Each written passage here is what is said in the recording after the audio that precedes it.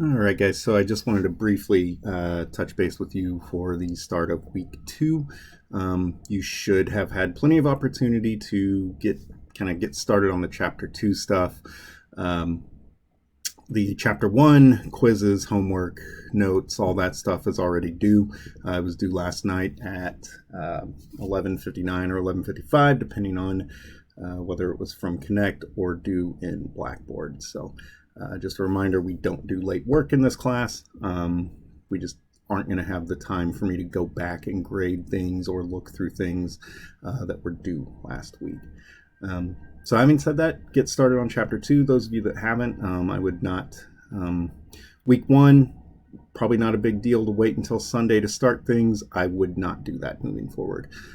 Things are going to start moving faster and faster. There are going to be more difficult concepts to cover, so you're going to want to get started reading the text, asking questions, going through homework, filling out the notes, watching lectures, all that good stuff. You're going to want to do it throughout the week. Also, as a reminder, you will have, I believe you have an Excel project due this week. You will also have an exam that opens up Friday on Blackboard and will close Sunday.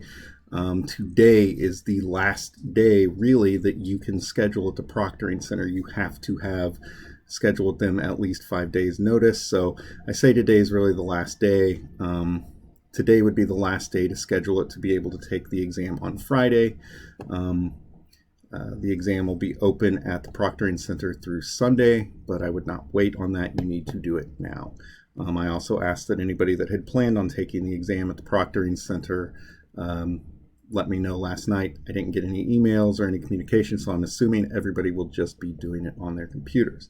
Make sure, if you are doing it on your computer, that your microphones work, that your camera works, that you're not going to have any internet issues, that you're not going to disconnect halfway through the exam, because that will just, as soon as you close the exam out, which is what will happen if your internet disconnects, the exam is turned in and you will get the grade that you get.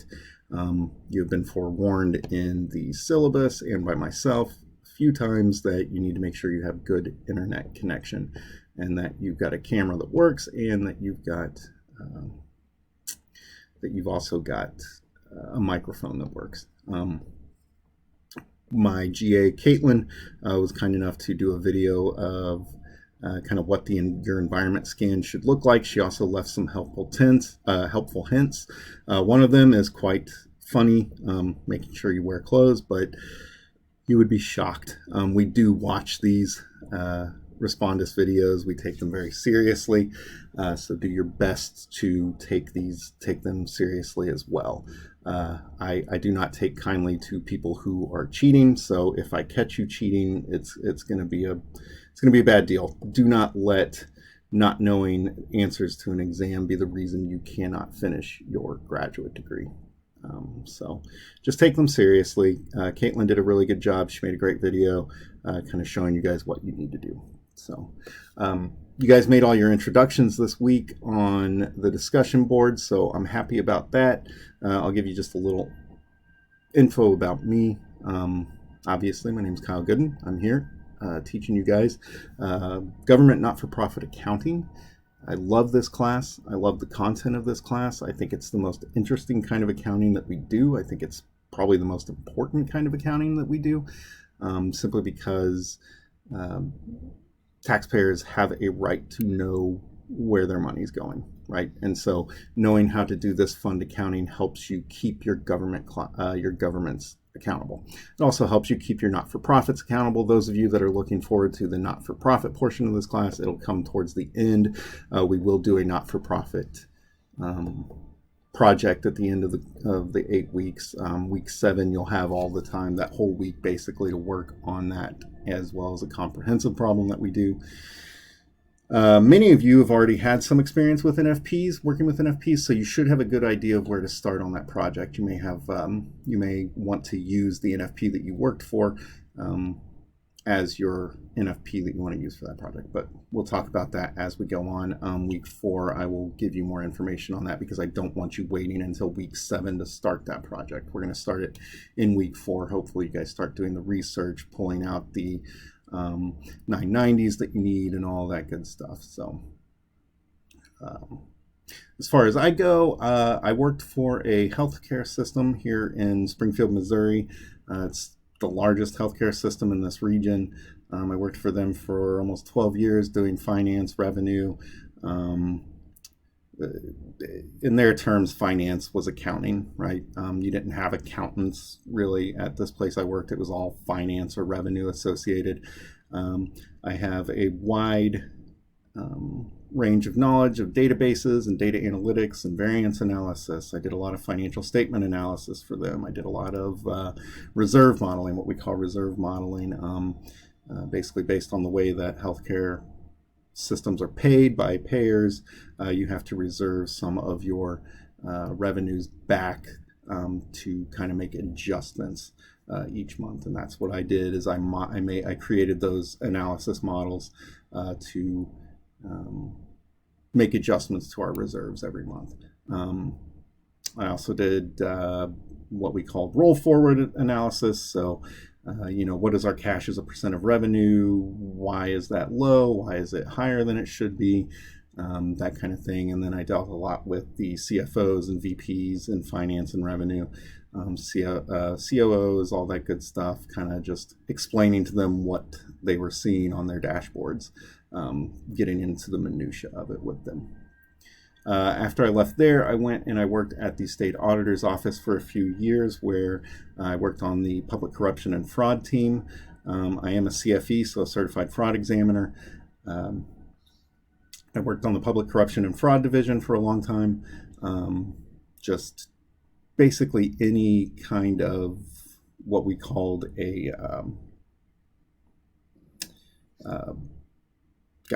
now I've lost the word, but petition audit, sorry. Anything that was a petition audit. So a city would say, hey, we think our city clerk's stealing money or somebody's stealing money from us. They would sign a petition, send that into our whistleblower hotline or send it into the office. We would have our state highway patrol would do an investigation. If they felt like there was enough evidence there, we would go in and do a fraud audit.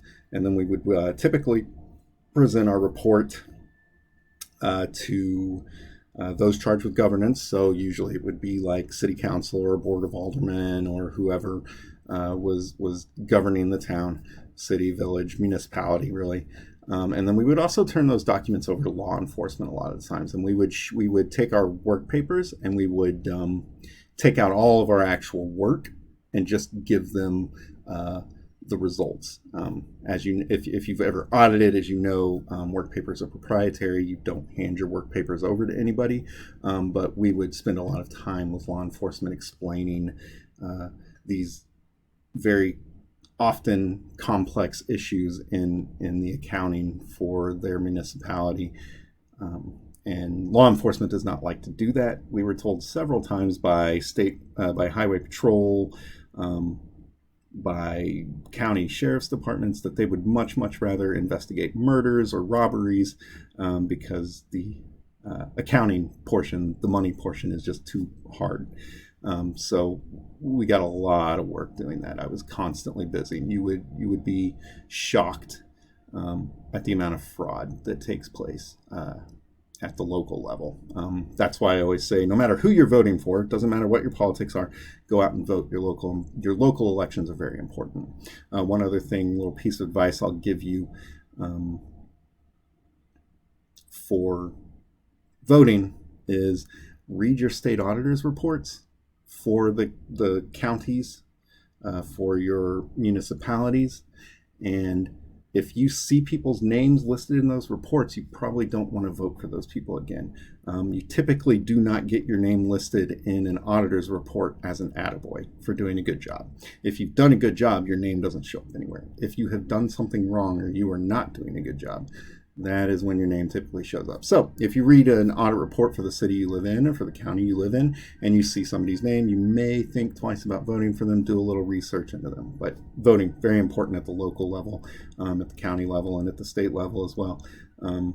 These are the people that are spending your money. Again, this is why I think that government accounting is so important. So after I left the auditor's office, I came and I started teaching at Missouri State. This is my first summer session. I just finished my second semester teaching last semester.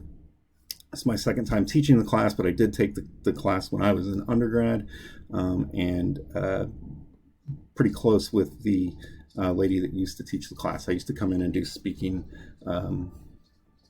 presentations for the class when I worked at the auditor's office and all that good stuff. So very familiar with the material in here. Love it when people are asking me questions. So I try to answer them the best of my ability. If I don't know, I will find somebody who does know and can answer some of the questions that we have. Hopefully throughout the semester, I'm going to try and get, I say the semester, it's 8 weeks. I'm going to try and get a couple people to come in and record videos for you guys to watch. So some contacts at the state auditor's office. I also have a contact, the CFO of Convoy of Hope, which is an NFP. Hopefully I'll be able to get him to sit and record just kind of discussion about what's different in NFP from public accounting, because he was a partner at KPMG for a very long time, and when he retired he chose to take a job as CFO of a not-for-profit, and so he's got a lot of interesting stories and can tell you a lot about the differences between for-profit and not-for-profit. So hopefully throughout this summer I'll be able to get them and record those videos, and so you guys can view them at your leisure. The only other thing I really want to say about this week is you may have noticed that in the overview video, I had quizzes being due on like Wednesdays or Fridays or something like that. I decided to change that. I wanted to give you guys the full week, so your quizzes are due on Sunday nights with everything else as well. I just felt like when I went back and I looked at the schedule, and I tried to work through some of it, I was like, man, that is a lot for them to try and get the chapter read, the lectures read, the notes done, and then finish a quiz by like Wednesday evening. So those are now going to open up on Sundays, or open up on Mondays and close on Sundays for you guys. So hopefully that helps you guys out a little bit. My goal is not to stress you guys out with the amount of content in this course, but it is a graduate course, and it is an 8-week course. Typically we do this course in 16 or 17 weeks. We are condensing it down to 8 weeks. So that's basically going to be 3 chapters, an exam, and an Excel project every 2 weeks. So it's going to be intense, but yeah, I mean, it is what it is. But like I said, I'm here to help facilitate the success for you guys. So when you do have questions, please just ask me. Just email me, put it on the discussion boards, however is best for you. I will try to get those questions answered for you as quickly as I can. So I will talk to you guys later. Have a good week.